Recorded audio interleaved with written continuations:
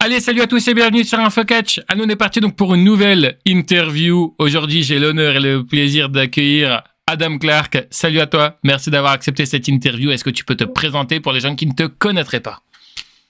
Moi, c'est Adam Clark. Ça fait 7 ans que je monte sur les rings un peu partout en France, principalement basé sur La Rochelle. Puis voilà quoi. Première question, tu verras, elle est très simple. C'est comment est-ce que tu découvres le catch, toi, pour la première fois? Est-ce que tu vois, c'est l'histoire de tout le monde, à la télévision, à l'école? Comment ça se passe pour toi, ton premier contact avec le catch? Alors, moi, mon premier contact avec le catch, alors j'étais très très jeune, je devais avoir 6-7 ans. Génération NT1, je veillais tard devant la télé, puis je suis tombé sur un monsieur assez grand, cheveux longs, noirs, chapeau, veste, très longue veste en cuir, avec une musique un peu mortuaire, donc vraiment très curieux de voir de voir ça à la télé, donc j'ai continué à regarder, puis je suis vraiment tombé amoureux de ce personnage, donc l'Undertaker du coup, et j'ai jamais lâché depuis. Voilà, puis la passion a grandi en grandissant, et puis voilà. Tu te rappelles un peu du premier match que tu as vu de l'Undertaker ou c'est vraiment trop vague? Ouais, le premier match du Taker, alors je crois qu'à l'époque il était en rivalité avec. Alors je sais pas si c'était pas Shawn Michaels ou CM. C'est possible. Non, c'était pas CM. Je sais pas si c'était pas Shawn Michaels. Ok. Ouais, c'était sur la route de WrestleMania 24 ou 25? Ouais. Non, c'est 23. Attends, je sais plus. C'est quoi? C'est 23. 23 et 24. 23-24, ouais, je crois. Ouais, pareil, je sais plus. on est perdu. Non, mais c'est vrai, il y a tellement eu trop de matchs de l'Undertaker à WrestleMania qu'on s'en y perd, donc. Ouais. C'est ça. Mais je crois que c'était contre Shawn Michaels. Hein. C'était avant que Shawn Michaels prenne sa retraite. Donc c'était 23, je crois.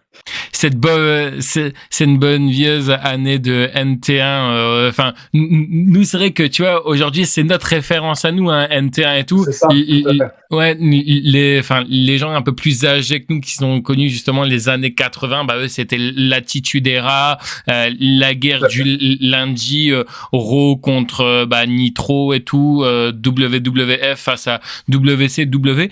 Tu savais un peu à cet âge que tu regardais un petit peu ce que tu voyais à la télé ou alors tu étais encore un petit peu trop jeune et tout? Tu te rappelles un peu à l'époque? Je sais pas du tout ce que je regardais. Je savais pas du tout ce que je regardais à l'époque. Hein. J'étais beaucoup trop jeune pour prendre conscience de l'ampleur que ça avait et puis les années qu'il y avait derrière, tout le travail. J'avais aucune conscience de tout ça. Ok. Tu dirais que c'était quoi, toi, le gros élément déclencheur qui t'a permis justement de passer en tant que simple fan de catch à catcheur aujourd'hui?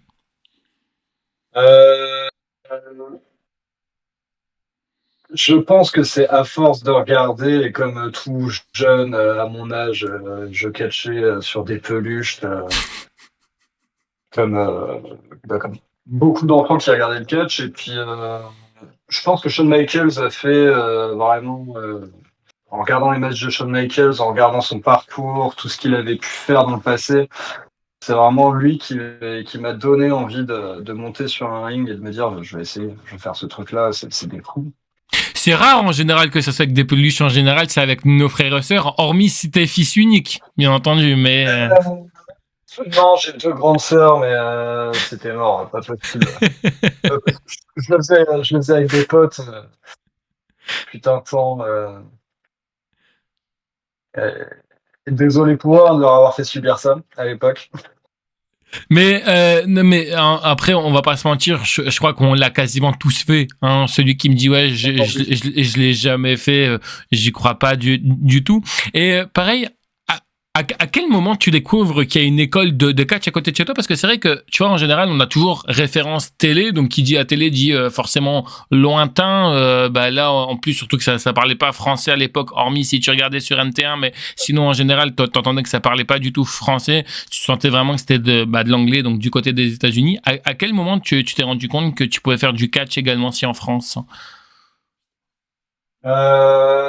Principalement en me renseignant sur Google, hein, club de catch La Rochelle ou autre, je suis tombé sur le club de Rochefort. Et après, j'ai découvert qu'il y avait des structures en France et toutes les structures qu'il y avait en France. Et me dire qu'on peut vivre du catch en France, déjà, c'était assez. Enfin, maintenant, c'est fou. Mais à l'époque, c'était inconcevable et je savais pas toutes les structures qu'il y avait, que ce soit la PC, la BZ, euh, toutes les plus grosses structures françaises. Je les ai découverts comme ça, en fait, en me renseignant tout simplement sur le club le plus proche de chez moi, voir si ça existait. Et après, découvrir tout ce qu'il y avait en France autour du catch. Quand tu arrives la première fois à l'entraînement, est-ce que tu es stressé? Parce que c'est vrai que c'est toujours quelque chose que tu vois à la télé, on se pose toujours mille et une questions, comment ça va se passer? Est-ce que ça va faire mal, justement? Est-ce qu'on va se prendre des coups de chaise? Bref, est-ce que au début, quand tu commences, tu es stressé? Comment ça se passe exactement pour toi? Non, j'étais pas du tout stressé. J'avais déjà fait plusieurs sports de contact, donc j'avais pas d'appréhension. Au contraire, j'étais plutôt content de pouvoir enfin monter sur un ring et voir ce que c'était comme sensation, même si bon bah il y avait personne autour, hein. Juste avoir la sensation de monter sur un ring, c'était quelque chose d'assez excitant, mais pas du tout stressant. Ok. Et tu dirais que c'était quoi, toi, la chose qui a été le plus compliqué selon toi? Est-ce que c'est, je sais pas moi, le fait de shooter, le fait de, j'en sais rien, de jouer un petit peu également si avec son adversaire? C'était quoi les choses que tu as trouvé le plus compliqué selon toi au tout début? La chose la plus compliquée, au tout début, la chose la plus compliquée, c'est de faire confiance au gars qui est en face de toi. Ok. Parce que tu te dis si, en fait, techniquement, tu vois le gars en face de toi, il veut te faire un truc. Tu vois, par exemple, je prends un exemple, tu vois une main arriver à toute vitesse devant toi. Et là, faut que tu fasses confiance au gars pour pas qu'il t'explose la gueule. Et ça, je pense que c'était ça le plus compliqué pour moi. Ok. Mais sinon, tu vois, t'avais pas d'appréhension, genre de chuter sur un ring, parce que c'est vrai qu'on chute pas tous sur un ring, on n'est pas, et puis je veux dire, tu vois, on chute sur un ring ou quoi que ce soit, t'avais pas d'appréhension, parce que c'est vrai que aujourd'hui, même le fait juste de pouvoir toucher un ring et tout, tu vois, on sent à quel point ça c'est dur, ou même juste courir dans les cordes, c'est pas non plus de donner à tout le monde, sachant qu'on sait que les cordes, à quel point ils sont extrêmement durs et tout, hein, c'est des câbles d'ascenseur pour la plupart et tout. Ça, pareil, ça te faisait pas peur, t'avais pas énormément d'appréhension par rapport à ça, parce que parce que quand tu cours comme ça, tu te niques forcément le dos. Non, c'était vraiment de l'excitation. Juste se projeter dans les cordes, la sensation, est-ce que on prend vraiment un élan? C'était plus plein de questions et beaucoup d'excitation que vraiment de la peur ou du stress. Ok. Et pareil, je voulais savoir, qu'est-ce qui t'a fait justement rester dans le catch? Parce que tu vois, on peut essayer, se rendre compte que bah, finalement, c'est pas fait pour soi et de se dire, bah tiens, voilà, je vais faire machine arrière, je me rends compte finalement que c'est pas fait pour moi. Qu'est-ce qui t'a fait justement rester à l'époque? Déjà, la progression, j'avais relativement vite progressé et vraiment me dire, je veux atteindre des objectifs, je veux monter sur un ring devant une foule, entendre les gens crier. Et du coup, c'est vraiment cette idée de je veux aller plus loin dans le catch, je veux vraiment réussir dans le catch, pouvoir faire ce que j'ai vu il y a des années à la télé. C'était vraiment juste cette vision que j'avais et je me suis dit, faut que je fasse tout pour y arriver. J'avais également su une question compliquée, désolé de te la poser maintenant. Normalement, à la base, ça arrive vraiment en toute fin de vidéo. Je voulais savoir comment est-ce que quand on ne s'y connaît pas, parce que pareil à l'époque, hein, tout le monde, enfin tu vois, les réseaux sociaux n'étaient pas aussi bons qu'aujourd'hui. Hein. Aujourd'hui, la moindre info et tout, Ouais. enfin t'as tout ce que tu veux, que ça soit sur la personne qui t'entraîne ou autre. Comment est-ce que tu étais sûr que c'était une très bonne école et qui t'apprenait pas un peu n'importe quoi ou autre? Parce que parfois, c'est vrai que je pense que même toi, avec tes 7 ans d'expérience, tu as dû en voir que parfois c'est compliqué justement. Certaines personnes, il y en a parfois qui montent un petit peu sur le ring un peu trop tôt, je trouve, et puis qu'ils le reconnaissent également si eux-mêmes. Mais après, bah, ils apprennent un peu ce sur le tas. Qu'est-ce qui t'a fait toi de te dire bah lui mais il m'apprend de très bonnes choses et il veut enfin et c'est vraiment très structuré. Elle est compliquée cette question, je le C'est sais. une, ex- c'est une excellente question, surtout avec le parcours que j'ai avec les gars avec qui je travaille ou dans le club où nous on a tout appris. On s'est rendu compte qu'on apprenait. et, euh, Comment je pourrais expliquer? On n'apprenait pas les bonnes choses. On apprenait vraiment la lucha libre, le catch à droite et le catch à l'ancienne, donc vraiment quelque chose qu'on retrouve nulle part, où c'est très compliqué de bosser à l'international. Donc, on a vraiment perdu beaucoup de temps là-bas. C'est pour ça qu'on a ouvert notre structure où maintenant on bosse du coup à l'américaine et là, du coup, on a dû tout réapprendre. Donc, ouais, la question est un peu compliquée. Mais du coup, c'était soit ça, soit on a arrêté le catch. Donc, finalement, on n'a pas eu le choix pendant quelques années d'apprendre la mauvaise façon de catcher. Et vous vous êtes rendu compte assez vite comment, enfin, si tu veux pas dire où ça s'est passé, il y a pas de problème, mais je veux dire, vous vous rendez compte vite un peu qu'on vous apprend entre guillemets, enfin, il faut mettre les termes de la merde. Est-ce que vous vous rendez vite compte comment, enfin, comment le basculement se fait, quoi? C'était vraiment des tensions en interne, hein. Nous, on voulait catcher à l'américaine et d'autres ne voulaient pas. Du coup, il y a eu des tensions par rapport à ça. On a préféré partir et se dire on monte notre truc. Puis voilà. Ok. Est-ce que pareil, comme tu disais tout à l'heure, parce que tu disais ouais qu'il fallait aussi faire confiance aux autres, c'était ça la chose la plus compliquée et tout.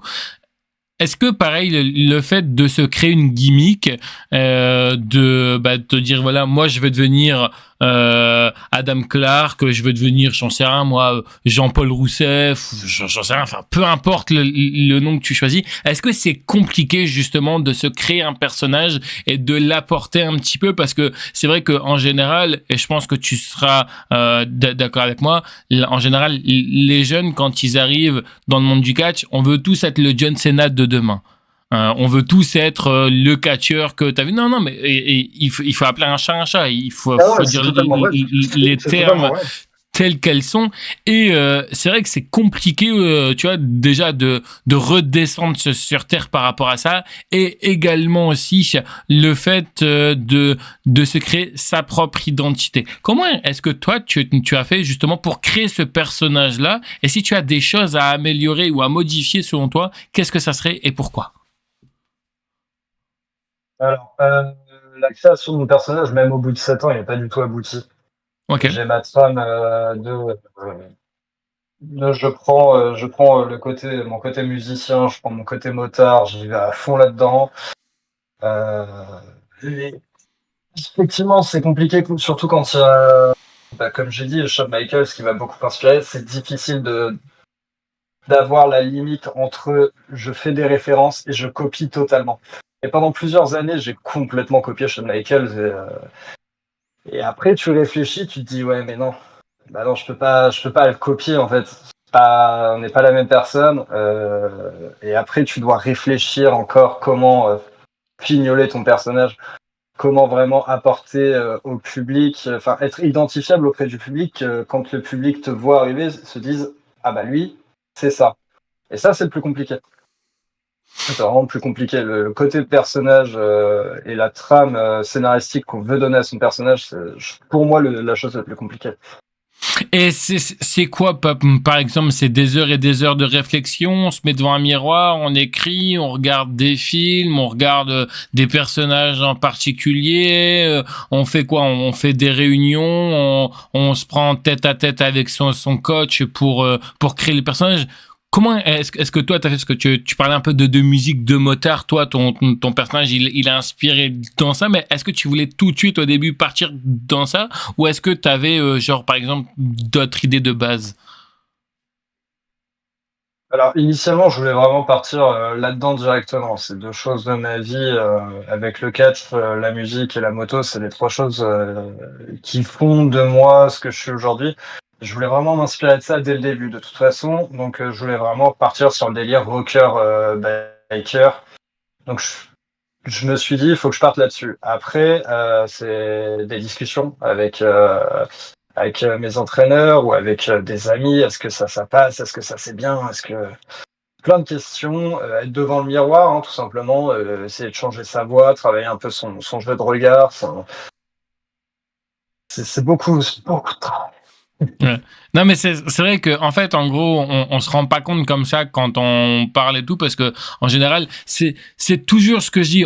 On a toujours en fait l'artifice, mais enfin, tu vois, avant d'avoir les constructions, parce que moi, par exemple, qui a pu participer à comment on monte, tu vois, genre un feu d'artifice, que ce soit pour une commune ou pour un truc et tout, bah, on voit à quel point c'est pas aussi facile que, enfin, tu vois, qu'on veut nous le faire croire, parce que nous on voit vraiment le résultat final, alors que toi avec ton personnage, bah t'as dû créer, t'as dû tenter, je suis sûr, des choses qui, bah tu t'es rendu compte que finalement ça fonctionnait pas et tout, et trouver sa propre identité comme tu le disais, c'est hyper compliqué.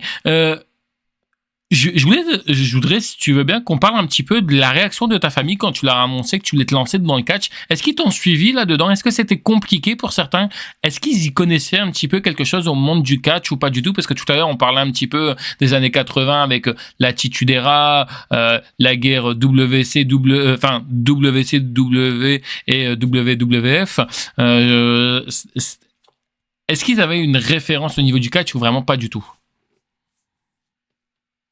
Alors, ils n'avaient pas trop de références au niveau du catch, ils voyaient juste des gens en slip qui se battaient. Mais ça les a pas du tout surpris quand je leur ai dit que je voulais faire du catch, ça les a pas surpris, au contraire. Et puis ils ont été à 100% derrière moi, vraiment, j'ai pas à me plaindre.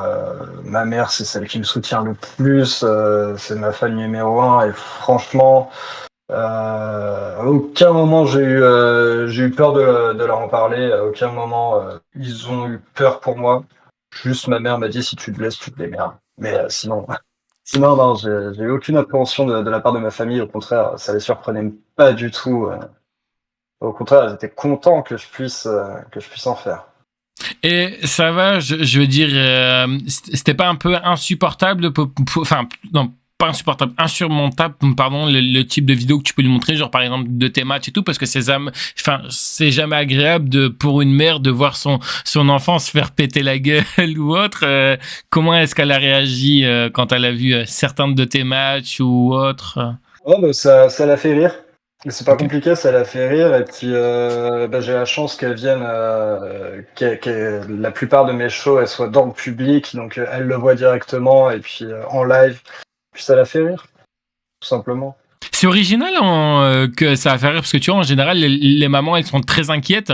Moi, en tout cas, je pense que si j'aurais un enfant ou autre qui fait ça, je serais très inquiet. Je sais pas si toi, t'as des enfants et tout, mais je pense qu'à en fait, en gros, mais en fait, le problème, c'est ça, c'est que quand on vit les choses et on connaît plus ou moins l'envers du décor, on a peut-être un peu moins peur, mais quand on n'est vraiment pas dedans et qu'on ne connaît pas véritablement l'envers du décor, tu vois, on est comme ça avec des gros yeux, on se demande un peu ce qui se passe, quoi. On se demande un peu si on n'est pas... Et c'est ça aussi, tu vois, qui est bien, c'est que c'est comme quand tu regardes un film, en fait, hein, tu regardes la bande-annonce la plupart du temps, ou parfois, bah, tu regardes pas la bande-annonce, tu vois que la miniature, elle te plaît, tu vois que le descriptif te plaît, t'appuies sur play, et puis après, bah, c'est un peu la découverte. Parfois, tu vas passer 1h30 devant un bon film, et parfois les 20 premières minutes, les 30 premières minutes te fait décrocher, et donc là, bah, du coup, c'est aussi ça, quoi. C'est le fait de se dire, est-ce que oui ou non, je vais réussir à plaire aux gens, et donc là, bah, comme tu disais, par rapport à ta maman, bon, elle, ça la faisait rire,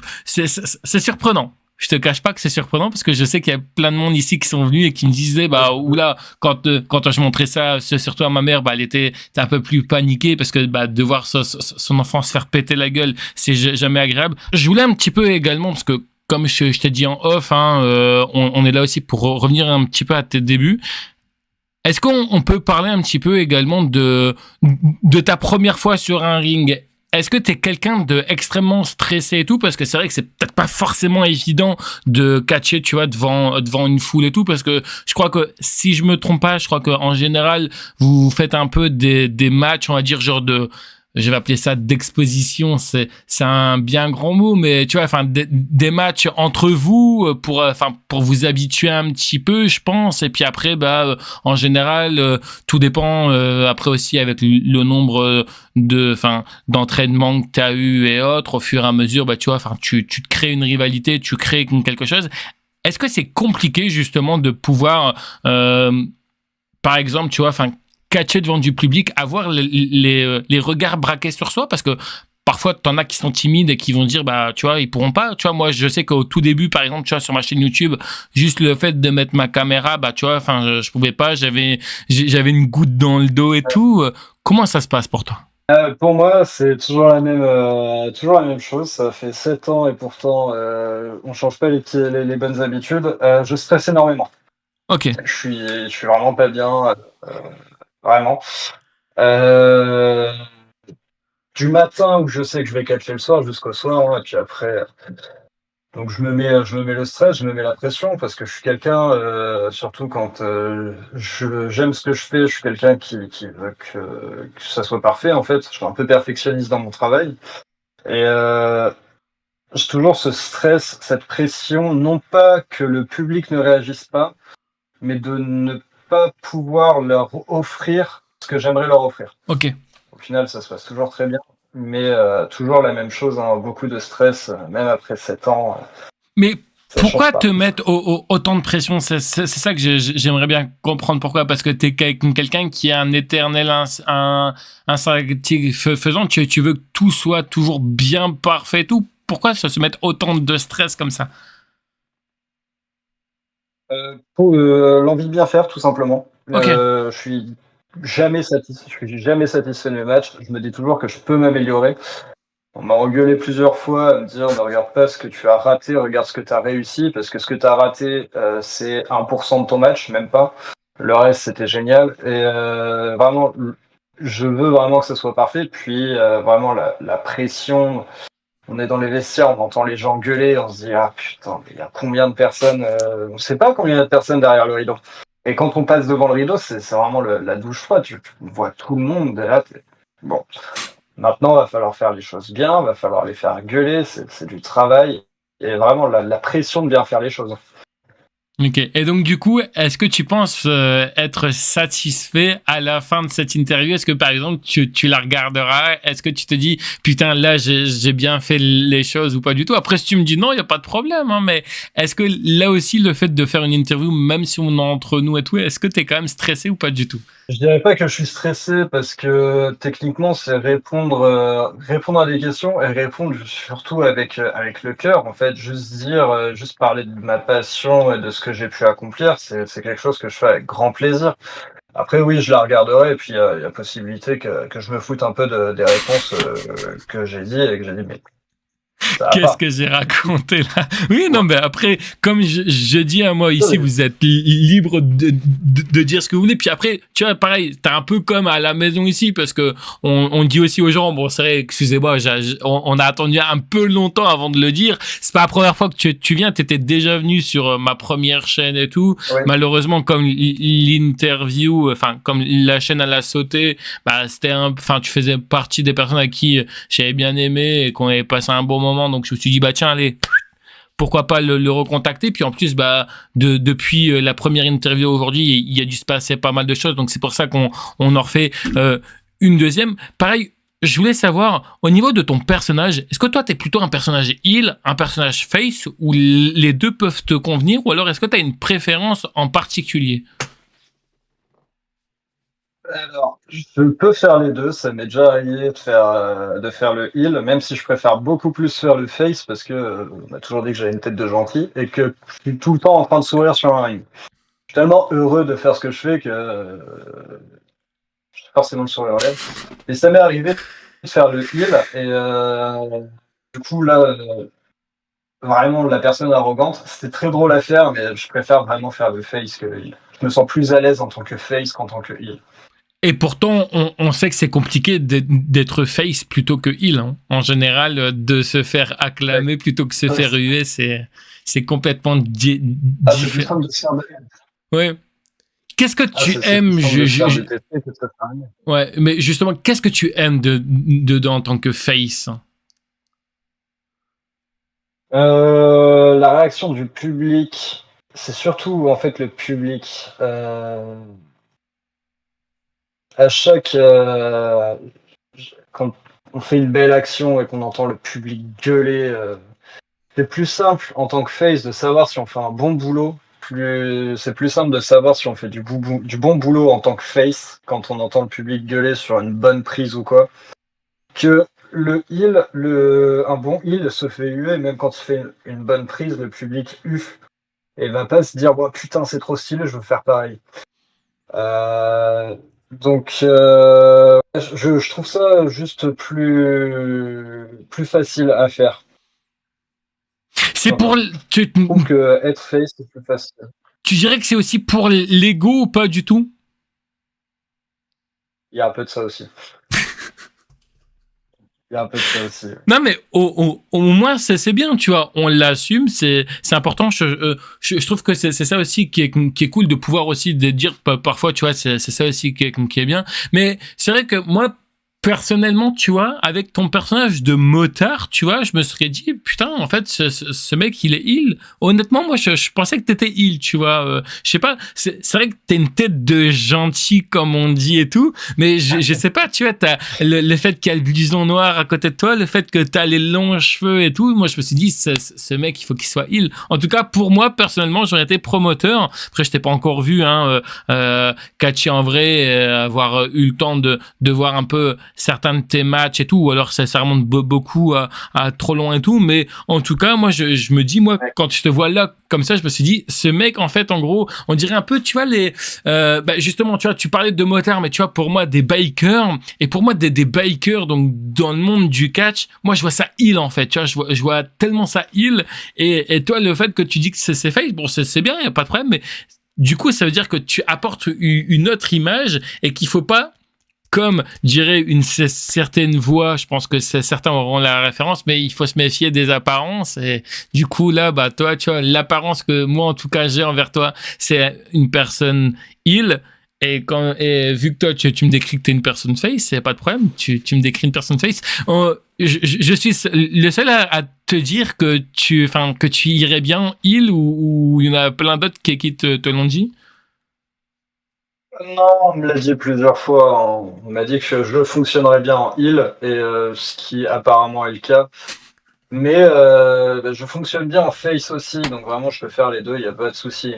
Bon, après j'ai préférence pour être face. Et c'est ça aussi, je pense, qui fonctionne bien, c'est que les gens doivent penser que le gars qui arrive, il a une veste en cuir noir, il a les cheveux longs, c'est un connard. Et au final se dire, en fait le gars non, il est juste trop cool. C'est un peu Mais, le personnage, c'est un peu un rebelle, à la Stone Cold contre Vince McMahon. Le ah gars un oui, peu ok, rebelle, ouais. alors que pourtant Stone Cold très bon en face, alors qu'il avait vraiment la gueule d'un connard aussi. Oui, non, mais totalement, c'est vrai que, bah, en fait, en gros, tu vois, ça me fait penser un peu à John Cena, tu vois, John Cena qui a tout le temps été face, le fait que quand il a été heel, honnêtement, je suis désolé, mais il est pas fait pour être heel. Enfin, moi, personnellement, moi, qui est un grand fan de John Cena, il a pas la gueule pour être un heel, tu vois. Parfois, tu vois, t'as la tête où tu te dis, bon, ce mec-là, ok, d'accord, tu vois, tu peux le mettre face, puis ensuite, tu peux le basculer en heel. Bon, un peu comme ils font avec Seth Rollins, même si Seth Rollins, tu vois, Ouais. c'est vrai que le mec, t'as clairement la tête d'un face, puis après, il a clairement, en fait, en gros, Seth Rollins, c'est l'exemple parfait. Le mec, tu peux le mettre heel, tu peux le mettre face, les deux chez lui fonctionnent. Et c'est ça aussi qui est Ah oui. incroyable. Pareil, est-ce que tu as un petit rituel, toi, avant tes matchs, pour évacuer un peu le stress? Est-ce que tu bois de l'eau? Est-ce que tu écoutes une musique préférée? Est-ce que tu as un caleçon préféré? Des chaussettes préférées? Non, non, du tout. Vraiment, je reste dans mon coin, je stresse, j'essaie de faire des petits exos de respiration, je bois beaucoup. J'ai le réflexe de me mouiller les cheveux plus que je ne devrais, mais c'est un réflexe. Et faire un peu de sport, des pompes, sautiller un petit peu, se préparer psychologiquement, mais beaucoup d'exercices de respiration. C'est sacré chez toi les cheveux parce que je vois que t'as un petit tic à chaque fois, tu te remets, tu te recoiffes bien et tout. C'est sacré pour toi d'être bien apprêté et tout et d'avoir un beau look, quoi, d'être bien parce que tu sais, en général, il y en a, ils sont en mode je m'en bats les couilles, que j'ai les cheveux qui poussent pas, que j'ai des poils, que j'ai pas de poils. Bref, je reste comme je suis. Ton apparence, toi, peu importe que tu sois en interview, que tu sois dans la vie de tous les jours, elle est très, très, très, très, très importante pour toi, ton apparence. Par respect pour les autres, j'aime bien être propre sur moi.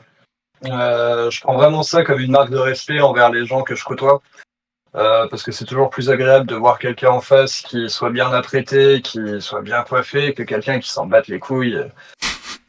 Et puis aussi, c'est par respect pour moi, c'est juste que j'aime bien être apprêté et par respect pour les autres, du coup, bien apprêté pour les autres. Ouais. C'est compliqué les morning routines.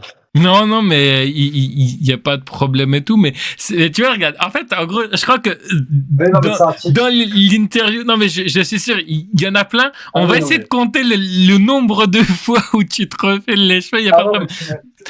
Tu mets un compteur, à mon avis, tu 20, 30, 50 fois. C'est Mais, vraiment un tic. Hein. ah oui, non, non, mais il y a pas de jugement là-dessus, mais en gros, je remarque que c'est quasiment la plupart du temps les gens qui ont les longs cheveux, tu vois, enfin, tu vois, un peu les longs cheveux qui font tout le temps ça et tout. Bon, après, tu vas me dire, c'est un peu logique avec les cheveux un peu coupés, mais tu vois, enfin, moi, je sais que parfois, tu vois, j'aime bien un peu faire ça, alors que pourtant, ça sert à rien. J'ai pas, tu vois, quand tu regardes, j'ai pas beaucoup de cheveux Ouais. et tout, donc voilà. Mais c'est vrai que ça va me faire bizarre. C'est un moment donné, je rigole pendant que tu parles, c'est parce que t'auras fait ça, mais il y a pas de souci. Et donc ouais, tu vois, on parlait un petit peu de ton stress et tout pendant les coulisses. Je voulais savoir, est-ce que parfois tu trouves que le temps est long? Tu vas me dire, ça dépend où mon match il est placé et tout. Mais est-ce que parfois t'as pas l'impression, parce que tu vois, moi je sais que j'ai déjà été à plusieurs structures. Je pense que toi ça a dû t'arriver. Bon après pour X ou Y raison, mais en 7 ans, je pense que c'est peut-être déjà arrivé. Mais parfois, tu vois, on t'annonce début du show à 20h et parfois à 20h, le show ne commence pas. Parfois, il commence 20, 30 minutes plus tard. Bon, je vois que tu as un petit sourire. Du coup, à mon avis, c'est que tu vois de quoi je veux parler. Mais est-ce que parfois aussi, pour vous, le temps est long ou pas du tout? Alors, pour les autres, je sais pas, mais pour moi, le temps, il est interminable. C'est une seconde, c'est une minute, c'est interminable. Avec le stress et tout, ça passe très très lentement. Par contre, après, ça passe à une vitesse sur le ring, on voit pas le temps passer, mais en attendant, c'est excessivement lent. T'as l'habitude un peu de aller voir ton adversaire de la soirée et de revoir un peu les moves, ou peut-être que tu regardes des vidéos, parce que je sais pas un peu comment ça fonctionne exactement. Est-ce que par exemple, genre ton adversaire, tu le sais le jour même? Est-ce que tu le sais une semaine un peu avant? Comment ça se passe en général dans la globalité? En tout cas pour toi, comment est-ce que ça se passe? Peut-être que pour d'autres ça se passe différemment, mais pour toi, comment est-ce que ça se passe lors d'un gala? Imagine, je sais pas, je vais te dire une connerie, imagine là aujourd'hui t'as un gala, t'arrives, comment est-ce que ça se passe en général? Est-ce que tu sais déjà qui est ton adversaire, ou est-ce que tu le savais une semaine avant? Ça va dépendre. Généralement, ça m'est arrivé plusieurs fois de le savoir le jour même. Donc là, tu vas voir ton adversaire, tu fais bon, maintenant il va falloir qu'on trouve comment on monte le match, il va falloir qu'on bosse ensemble, comment ça va se passer. Ou quand on le sait une semaine à l'avance, on discute un peu de notre match et puis on essaie vraiment de l'aboutir le soir même. Et puis sinon, on va discuter avec les copains. Ça t'arrive parfois de regarder par exemple, je sais pas, je dirais une connerie. Imagine, tu vois, nous deux, nous sommes catcheurs. Bon, je suis très loin d'être catcheur, hein, je rassure tout le monde, hein, ne marquez pas dans les commentaires, monte sur le ring. Je suis très loin, j'ai déjà fait un seul entraînement et ça m'a extrêmement suffi. Mais ce que je veux dire par là, c'est que, tu vois, par exemple, c'est le ressenti que moi j'ai, encore une fois, hein, ça reste mon point de vue, et c'est pour ça aussi qu'on fait une interview pour justement discuter de ça. Est-ce que le fait justement d'improviser le jour même et de pas trop connaître, disons, tu vois, enfin, genre son adversaire et tout, est-ce que t'as pas peur que, par exemple, parce que c'est vrai que, imagine, t'arrives à 14h, le show il est au soir et tout, donc t'as peu de temps, on va pas se mentir, t'as peu de temps pour gérer les trucs, puis en plus t'es pas tout seul, t'as aussi d'autres personnes aussi qui doivent gérer leurs trucs. Est-ce que t'as pas peur que parfois les matchs soient un peu brouillons, soient un peu mal faits, tu vois, qu'ils soient faits un peu à la va-vite, alors que parfois, tu vois, t'as des rivalités qui se construisent, tu vois, genre sur un mois, 2 mois, donc tu vois, bah t'as le temps plus ou moins, tu vois, d'analyser ton adversaire, t'as le temps ou même juste de regarder un peu quelques matchs, si tu sais, genre une semaine avant, bah imagine, tu vois, enfin tu m'affrontes dans une semaine, bah t'as le temps de marquer mon prénom sur YouTube, regarder un peu le type de style de match que je fais et tout. Est-ce que ça c'est faisable ou est-ce que c'est beaucoup trop compliqué pour faire ça? Euh, En soi, même en une journée, on arrive à 14h, je sais à 14h qui c'est que je vais affronter le soir à 20h. Je sais à peu près, je connais les gars avec qui je bosse, donc ça m'est arrivé une fois de catcher contre un gars que je voyais pour la première fois sur un ring. Et ça s'est super bien passé parce que on a beaucoup discuté. Puis on a appris à se connaître, que ce soit sur le ring ou même en dehors du ring. Et, euh, et ça s'est super bien passé parce que au final, on sait. C'est le truc tout con. On me fait, si je te fais cette prise, tu vois ce que c'est. Bah oui, je vois ce que c'est. Je vois comment je dois partir. Ou inversement. Donc en soi, il n'y a pas vraiment de pression sur le fait de bosser avec un gars même que j'ai jamais vu. Ça se fait très naturellement en fait. Pour toi, On a entraîné pour de toute le façon. catch, excuse-moi, pour toi, le catch est aussi beaucoup de communication. C'est important pour toi la communication dans le catch? La communication est très importante pour que tout se déroule bien et au millimètre près. Je trouve que la communication est vachement importante, que ce soit en dehors des matchs ou même pendant le match directement. Hein, c'est quelque chose que je trouve, ouais, pour moi, c'est quelque chose qui est important. Le mieux, c'est en dehors du match, mais ouais, que ce soit la communication avec l'arbitre ou avec son adversaire. C'est compliqué de pouvoir gérer son temps. En tout cas, toi, est-ce que par exemple, quand on te dit, bah voilà, il faut que ton match fait pas plus de 5 minutes, bon, tu te doutes bien, enfin, 5-10 minutes, on va dire après, peu importe peu importe, hein, mais comment le booker, tu vois, il veut construire les choses. Parfois, tu peux avoir des matchs de 5 minutes qui sont excellents ou parfois, tu vois, en 5 minutes, on se dit, attends, on a le temps de rien faire et tout. Mais comme dit, hein, je prends vraiment une question vraiment vaste comme ça. Est-ce que c'est compliqué justement de pouvoir gérer son temps parce que parfois tu vois on veut essayer un peu de montrer pas mal de choses de quoi on est capable de faire et parfois on se dit putain en fait wow, ça fait déjà bientôt 5 minutes et j'ai l'impression que tu vois j'ai quasiment rien fait comme tu disais tout à l'heure par rapport au niveau du temps qui est long tu vois ça on revient un petit peu aussi à la question que je te posais tout à l'heure c'est quoi toi ta réponse par rapport à ça? C'est assez compliqué de gérer son temps et de se dire j'aurai le temps de tout placer. La semaine dernière, on m'a annoncé un match de 17 minutes. On a débordé à 20 minutes parce qu'on s'est dit putain merde. En fait, en 17 minutes, on a prévu tellement de choses. On s'est dit on va faire tellement de choses. Au final, 17 minutes passées, on s'est dit mais on a fait même pas un quart de ce qu'on voulait faire. Donc c'est vachement compliqué et le temps passe. On voit pas le temps passer quand on est sur le ring. Donc quand on nous annonce les gars, vous êtes à 17 minutes, passez à la fin. Ouf, on a bien. On a fait même pas le trois quarts de ce qu'on voulait faire. Et pourquoi parfois c'est comme ça, c'est-à-dire en gros, est-ce que ça sert bien à ce que je disais tout à l'heure, le fait que bah en gros que vous gérez vos matchs entre guillemets, genre l'après-midi, putain, 1, 2, 3, je vais réussir à parler, excuse-moi, l'après-midi même, je vais y arriver, excuse-moi.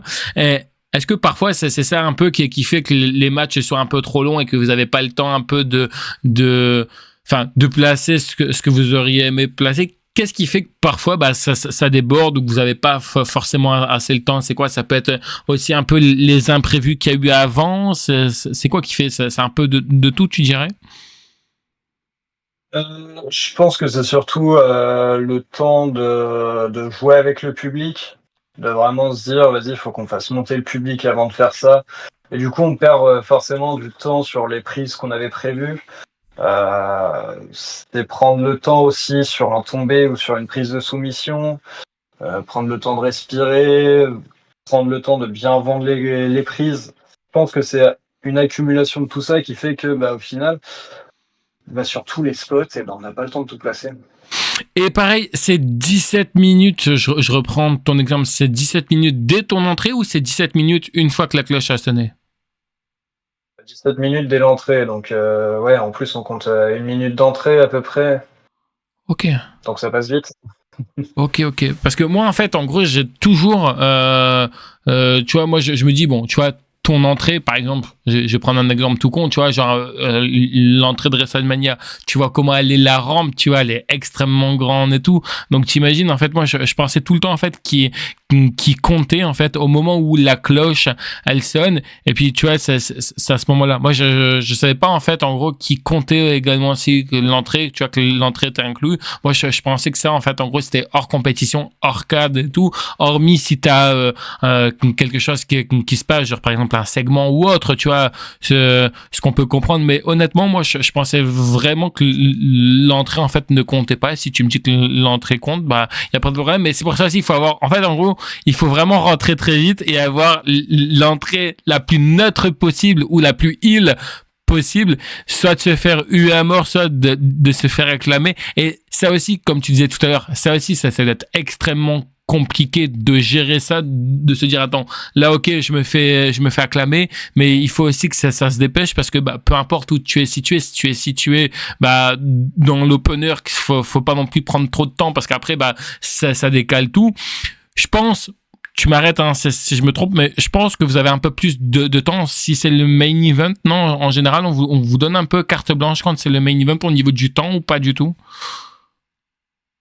Le problème, c'est que on doit commencer le show à telle heure et le terminer à telle heure. Bon, ça dépend toujours un peu, mais techniquement, même en main event, si on dit ton main event il doit faire 20 minutes, faut que tu essaies d'être à 20 minutes. Bon, tu peux être à 20, 22 minutes, c'est pas le problème, mais faut que tu essaies vraiment de respecter ton timing, que tu sois en opener comme en main event. Ok. Non, mais c'est vrai que... Et pareil, c'est pour ça que l'arbitre est aussi là pour ça. Lui, il est aussi là pour gérer votre temps, en fait. Hein. L'arbitre, il est certes aussi là pour voir si tout se passe bien, mais c'est un peu aussi votre référence au niveau du temps. C'est plutôt lui. Parce que c'est vrai qu'en général, quand c'est dans des salles, parce qu'en général, hein, ça se passe dans des salles de sport et tout, bon, en général, t'as vraiment le gros truc sur le mur, tu vois, avec l'heure et tout. Donc, en général, je pense que de temps en temps, ça doit t'arriver ou ça doit vous arriver de lâcher un petit regard comme ça, de se dire, ah putain, déjà, ça fait déjà genre 5 minutes que le match, il a commencé et tout, et on a à peine fait et tout. Mais c'est important pour toi d'avoir quelqu'un qui est là pour ton temps, parce que ça te permet un petit peu, entre guillemets, de voir un peu où t'en es arrivé dans le match, parce que parfois, tu vois, genre une commotion, tu vois, ça peut vite arriver, un perte complètement, tu vois, enfin, de conscience, ça peut aussi un petit peu arriver. Tu dirais que l'arbitre, il est aussi là un peu pour vous guider un peu où vous êtes, ou parfois l'arbitre, peut-être parce qu'il est inexpérimenté ou autre, mais est-ce que parfois l'arbitre, il vous aide dans certaines choses en vous disant, bah voilà, là, il te reste ça à faire, il te reste un peu, genre, 5-10 minutes? Ça, c'est super important, c'est celui vraiment qui va lier toi à ton adversaire, que ce soit au niveau du timing ou de savoir si l'autre s'est blessé, si l'autre va bien. Donc ouais, l'arbitre est vachement important durant un match. Ouais. Ok. Je voudrais qu'on parle un peu de l'un de tes meilleurs et l'un de tes pires matchs. Tu dirais que c'était quoi en 7 ans, l'un de tes meilleurs matchs et l'un de tes pires matchs? L'un de mes meilleurs matchs, il y en a eu beaucoup, il y en a eu beaucoup d'excellents. J'aime mon dernier match parce qu'il avait un sens assez particulier. Euh, c'était un gars avec qui j'avais très envie de catcher, un gars de ma structure avec qui j'avais très envie de catcher depuis des années. Et c'était la première fois qu'on montait ensemble sur un ring. Du coup, on s'est éclaté. Le match était incroyable, puis même le public était génial ce soir-là. Et ouais, je pense que pour l'instant, après, je pense que c'est encore le coup de. C'était il y a à peine une semaine. Je suis encore dans la tête, mais je pense que ça va être un des matchs les plus marquants que j'ai fait. Ok. Et l'un de tes pires matchs, ça serait quoi? Ah, les pires matchs. Excellente question. J'ai pas tant de pires matchs que ça. Euh, Si un gars qui était vraiment très très très gainé tout le temps droit comme un piqué, c'était compliqué de pouvoir placer quoi que ce soit avec lui. Il avait pas vraiment de mouvance et les sur un ring, il était pas très bon. Je pense que c'est mon pire match et encore, le match n'était pas si terrible que ça, quoi. J'ai pas vraiment de mauvaise expérience. T'arrives parfois à regarder certains de tes matchs et te dire, oula, là j'ai été bon, là j'étais un peu moins bon, et en fait à t'auto-critiquer, parce que parfois c'est compliqué de s'auto-critiquer, ou alors justement c'est le contraire. Parfois on s'auto-critique un peu de trop, je trouve, on est trop exigeant envers soi-même. Je le fais tout le temps. Je le fais tout le temps et je suis trop exigeant avec moi-même et on me l'a dit plusieurs fois, hein, je suis trop dur avec moi-même. Mais du coup, ouais, m'autocritiquer, je le fais tout le temps. Et je trouve que c'est super important de savoir soi-même où on a raté et de se rendre compte où faut s'améliorer. Et ça, c'est quelque chose que je fais constamment. Ok. On arrive aux questions les plus compliquées. Est-ce que tu es prêt? Vas-y. Je vais savoir jusqu'à aujourd'hui, qu'est-ce que tu dirais que le catch t'a apporté? De la confiance, de l'ego, beaucoup d'ego. Euh, C'est tout le monde, ça. Hein. et On va donner 5 minutes, c'est un peu tout le monde. Hein. Celui qui me dit pas que le catch ne l'a pas rendu égaux. Et beaucoup de fierté, je Ok. dirais. T'as déjà eu. Mais Pardon, excuse-moi, tu voulais dire, excuse-moi, je pensais que t'avais fini, c'est pour ça. non, je disais beaucoup de bonnes choses en fait. Ok. Euh, Quelque chose qui est très compliqué à répondre par rapport à ça, parce que tu vois, on veut tout le temps se donner une bonne image, comme on parlait tout à l'heure du fait et tout, du look et tout. Est-ce que ça t'est déjà arrivé, honnêtement, d'avoir un burn-out par rapport au catch? Parce que voilà, à un moment donné, c'est beaucoup trop de pression aussi. Il faut pas oublier aussi qu'on est aussi un humain avant tout derrière ce personnage qu'on incarne. Est-ce qu'un burn-out par rapport au catch, ça t'est déjà arrivé? Euh, je me suis déjà posé beaucoup de questions. Je me suis déjà dit, je veux arrêter. Euh, Parce que j'étais trop dur avec moi-même et que j'avais l'impression de pas progresser. J'ai fait une petite pause d'environ un an. Bon, la pause, c'était pas de ma faute. J'ai pas eu trop le choix en fait à cette période-là. C'était une période un peu compliquée. Mais je le savais au fond de moi, au bout d'un an, je me suis dit le seul truc que je veux, c'est remonter sur la ring. Pour moi, c'est inconcevable de vivre sans. Mais Mais oui, il y c'est- a toujours eu cette fatigue de se dire je progresse pas ou je me sens mauvais sur un ring et se dire c'est bon, j'arrête tout. C'est quoi qui te fait justement revenir? C'est quoi? C'est l'adrénaline, l'ennui? Qu'est-ce qui fait justement qu'on revient alors que parfois, bah voilà, on décide d'arrêter et comme on dit en général, on arrête véritablement pas beaucoup ou pas longtemps ou c'est si on arrête, on est toujours plus ou moins encore dans le milieu du business et tout, parce que c'est un peu comme une drogue, hein, on a du mal un petit peu à s'arrêter. Tu dirais que c'est à cause de ça? Qu'est-ce qui t'a fait justement encore revenir après ces un an?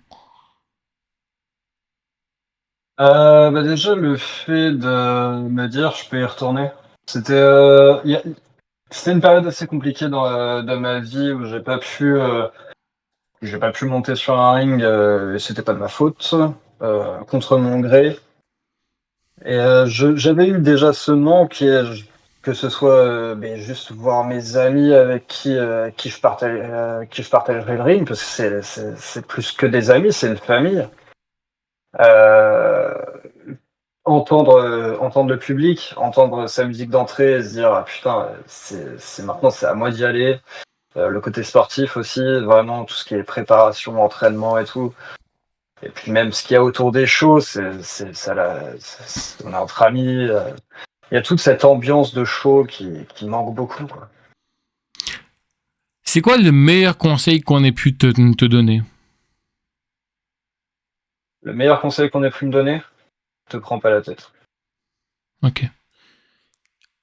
Aujourd'hui, avec tout ce que tu as vécu, que ce soit les bons ou les pires moments, mais dans le catch, qu'est-ce que tu dirais à toi si tu aurais l'occasion de te voir plus jeune? Lâche rien, entraîne-toi plus et continue comme ça, tu finiras par y arriver. T'as pu justement en montant sur le ring réaliser un peu de tes rêves. Ça faisait pas partie de tes rêves de devenir catcheur? C'était mon plus grand rêve de me dire que je voulais devenir catcheur. Ok. Maintenant, mon plus grand rêve, c'est d'en vivre.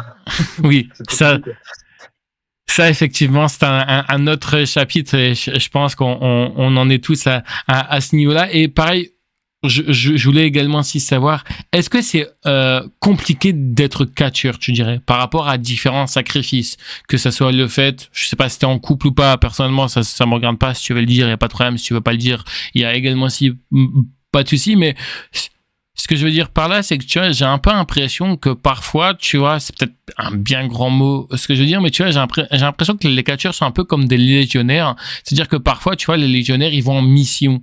Parfois, ils partent pendant des mois et des mois dans d'autres pays et ils délaissent un peu leur famille. Tu vois, c'est ce qui est compliqué. Bah, les catcheurs, c'est plus ou moins la même chose, sauf qu'en général, c'est plus le week-end. La semaine, si tu as de la chance de vivre avec ta femme et tout, bon, tu la croises vite fait après le boulot, quoi que ce soit, ou au matin ou au soir et tout. Est-ce que tu dirais qu'en étant catcheur, c'est compliqué d'avoir une vie de famille ou est-ce que c'est compliqué tout simplement d'être catcheur, selon toi? Je pense pas que ce soit compliqué. Pour moi, il n'y a rien de compliqué. C'est une routine installée, en fait, tout simplement. C'est se dire, bah écoute, de telle heure à telle heure, il faut que j'aille à la salle. Il faut que j'aille faire du sport. Après, j'ai entraînement. Quand je suis booké quelque part, je pars à grand max un week-end. Donc, en soi, non, c'est pas bien compliqué. Du moins, moi, ma vision de la chose, elle est pas très compliquée. De ce que j'en vis, en tout cas, il y a rien de bien compliqué. C'est vraiment juste une routine à prendre et se dire, quand je suis booké, je pars et puis je reviens le lendemain, c'est pas grave. Et c'est possible, tu dirais, toi, par exemple, je sais pas, enfin, imagine, enfin, je sais pas trop où ça se situe hein, sur la carte de France, La Rochelle, je sais pas si c'est dans le sud ou, enfin, en bref, on imagine que c'est dans le sud, d'accord? C'est vraiment une imagination. Ne m'engueulez pas les gens dans les commentaires en disant c'est inadmissible, on n'est pas dans le sud. C'est une imagination. Imagine, tu es dans le sud, c'est pas grave, et que tu es appelé par exemple genre dans le nord, tu vois, genre en Belgique ou juste en dessous de la Belgique. Est-ce que ça en un week-end c'est possible ou alors c'est beaucoup trop court Je partirai pas un week-end, je partirai un peu plus. Ok. Ah, un petit souci, c'est pas grave. C'est les aléas du direct, hein. C'est pas très grave. Exactement. Ouais. Mais tu te fixes non, je partirai pas un week-end. Ok, mais justement par rapport à ça, tu te fixes un peu une zone géographique ou pas du tout par rapport au niveau des structures où tu souhaites aller ou tu ne souhaites pas aller. Par exemple, comme je te disais, c'est mettons, bah, t'es contacté soit dans le nord, soit dans le sud, du coup. J'irai partout où ça me proposerait d'aller. Ok. J'aime bien voyager, donc ça ne pose aucun problème, même si je dois partir à l'autre bout du monde, je le ferai. Et pareil, Du coup, sans citer de nom et tout, parce qu'on n'est pas là pour porter préjudice aux gens, il y a pas de problème. Est-ce que tu as déjà des personnes en ces temps qui t'ont déçu pour X ou Y raison, ou est-ce que justement, parce que parfois on dit tout le temps les autres, est-ce que toi tu penses peut-être avec des choses que tu as pris, tu vois, des chemins un petit peu différents et tout, est-ce que tu penses également aussi que tu as pu décevoir certaines personnes et tout, et justement est-ce qu'aujourd'hui tu regrettes de ne plus être en contact avec certaines personnes, ou justement que certaines personnes ne soient plus en contact avec toi? Alors, j'ai déçu des gens, ça c'est sûr. Des gens m'ont déçu, c'est sûr aussi. Et je pense que le mieux maintenant, c'est de pas renouer contact avec ces gens-là, parce que ça sert à rien en fait. Ce qui s'est passé est passé, et maintenant il faut aller de l'avant et pas regarder en arrière et se dire ah merde, je reprendrai bien contact avec telle ou telle personne. Ok. Et du coup, par rapport, enfin, je reviens à ce que tu disais, où tu me disais que c'est plutôt une question d'organisation, le catch. Est-ce que justement, tomber sur des gens, parce que tu vois, on ne peut pas non plus s'entendre avec tout le monde, mais justement, tomber avec des personnes avec qui, bah, c'était compliqué, genre, dans le passé pour X ou Y raison. Est-ce que toi aujourd'hui ça t'embêterait d'être dans je sais pas moi, d'être dans le ring avec quelqu'un avec qui ça s'est mal passé, ou d'être dans le même show où tu te dis bah voilà, malheureusement je suis là, je reste là et c'est pas moi qui décide, on m'a appelé, bah c'est pour faire mon travail quoi. Non, je reste professionnel. Ce qui s'est passé, bah, c'est passé. Il faut rester professionnel, toujours. OK.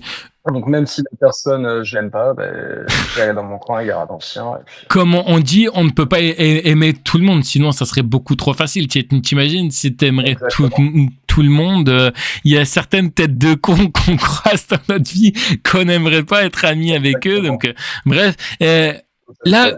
là, c'est une question, encore une fois, extrêmement compliquée. C'est un peu le but hein, de la section compliquée. Et je sais que vous n'êtes pas du tout d'accord avec ça. Déjà, deux questions en une. Pour toi, est-ce que le kayfabe aujourd'hui est mort, selon toi, avec l'explosion des réseaux sociaux?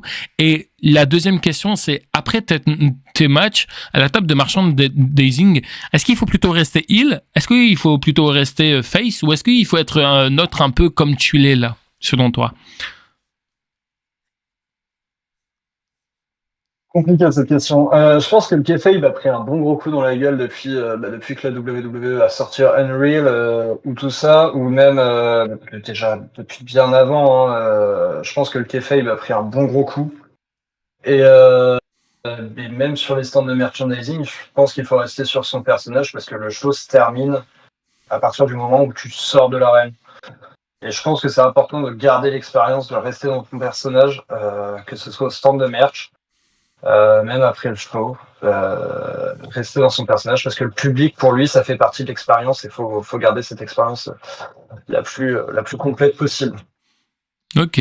Ça va, tu te débrouilles plutôt bien dans ces questions compliquées, parce qu'en général, les gens, c'est vrai que parfois, ils sont un peu stressés et tout, mais faut y aller tout en douceur. Et puis en plus, on arrive bientôt à la fin de l'interview. Je te pose encore 3 questions. Puis encore une fois, merci à toi d'avoir accepté cette interview. On parlait justement de kayfabe.